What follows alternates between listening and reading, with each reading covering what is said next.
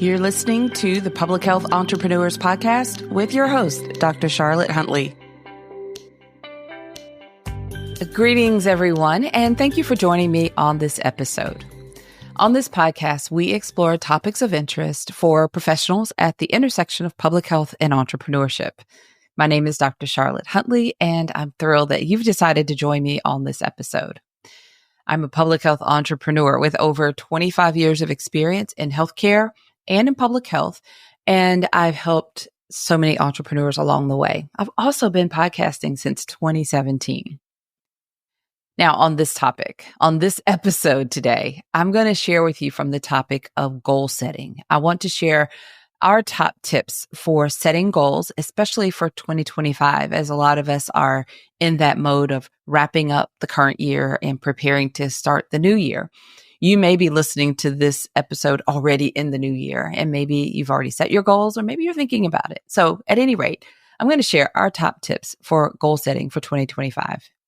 The first one I'll share, I think I have narrowed it down to 8. So we'll start with the first one.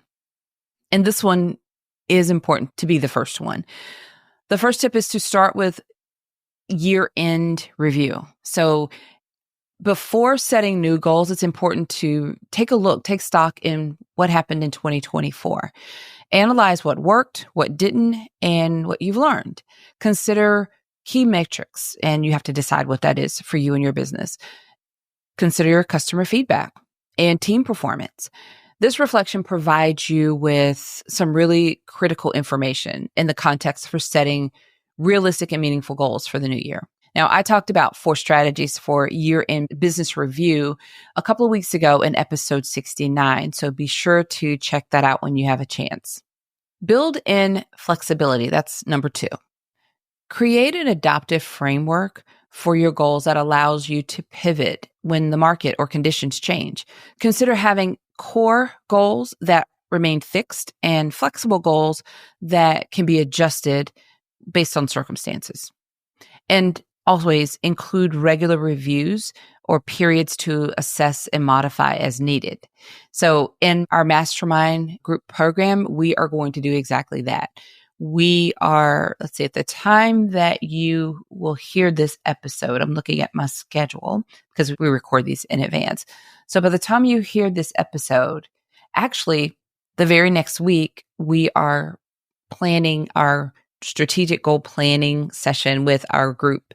So all the people that are in our mastermind group, including the new people that have come on at that point, will be able to work with me together live. It's a longer workshop, and we go through that whole process of preparing your goals for 2025.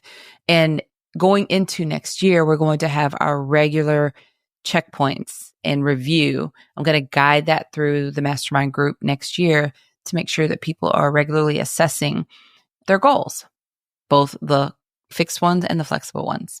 All right, number 3, the third tip. Focus on revenue-driving activities.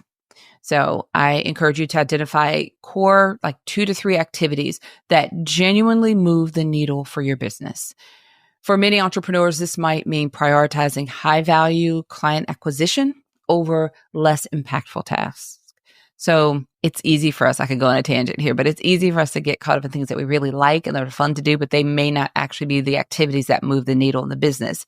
So it's up to you, the CEO, the entrepreneur, the owner, to decide how to prioritize those activities that actually bring in business and revenue for your business. So set specific targets for those activities rather than spreading yourself too thin. We can't do everything. We can't do all the things. We can't do what we see everyone else doing, but this is a good time to decide what you need to do and what actually moves the business forward for your business, and make sure you're prioritizing those tasks and not worrying about the rest of it. Again, not spreading yourself too thin. Okay, number 4, build in resilience or resilience matrix. So in today's environment, it's important that, I guess in any environment, truly, it's important to set goals that strengthen the resilience of your business.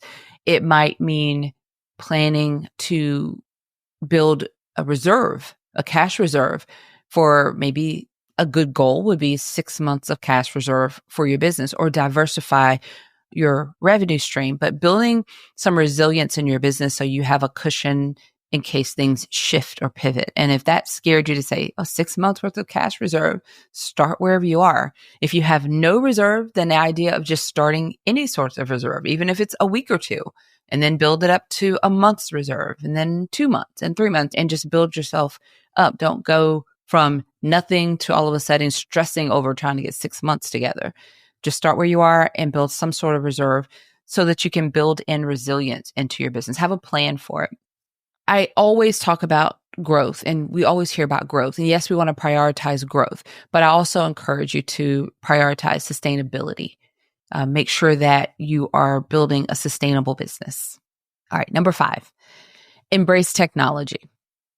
Set specific goals around leveraging technology. Consider AI tools and consider automation, especially if it's just you and you don't really have a team yet, then that's going to be very important to help you to make the most of your time, your efforts, your tools that you have.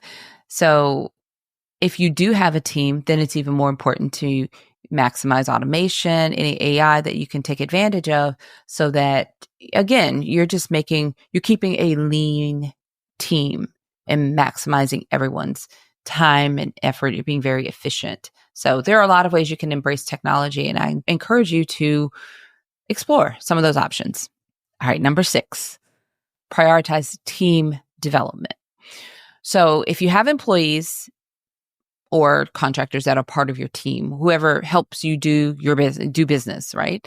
But especially if you have employees, include goals for them and their growth and engagement with them. So consider metrics like things that you could do to reduce turnover, increasing skills training, or improving team satisfaction scores. A strong team is crucial for being able to scale your business. So consider prioritizing team development as you set your goals for next year. And then along with that, and this is number 7, include personal development goals for yourself. So it's important for you to grow as a leader. It directly impacts your business. Set goals for your own learning and development, whether it's mastering a new skill. And I do caution you not to go on a rabbit trail, looking for the next credential that may or may not even be that important to your business. But maybe it's a new skill that you want to master, or reading relevant books. I know that that's a great one for business owners and entrepreneurs. Have a stack of books that you want to read, or not stack, but really prioritize certain books that are going to help you in that year. Or maybe it's working with a mentor. But at any rate, include your personal development goals as a part of your business goals and schedule dedicated time for this growth. That's a real important thing. If we don't schedule it, really truly plan for it, then it's just something we talk about. So that's important. And then finally, this is my last tip to share with you. It's not the last of all the tips, but I had to narrow it down to make this manageable for this episode. So tip number 8 is establish quarterly checkpoints. Break down your annual goals into quarterly milestones. This creates urgency and it allows for regular evaluation and adjustments. Make these checkpoints specific and time-bound with clear success criteria. How are you measuring that? I like this one so much because that's the part that I'm bringing into our mastermind program. We're going to have quarterly checkpoints as a group, and then we're also going to have these sort of mini checkpoints monthly and then breaking it down even weekly. But those established quarterly checkpoints are important, and they're going to go on our schedule, and it'll be a pause as a group, we'll go through this. And I'm just going to guide it and facilitate it.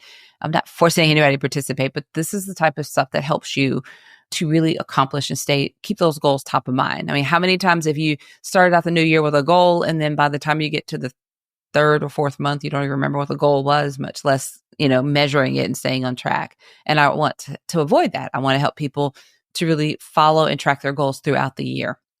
I am grateful for the opportunity to share these strategies with you on this podcast. If you're enjoying these podcasts, then please share with your network.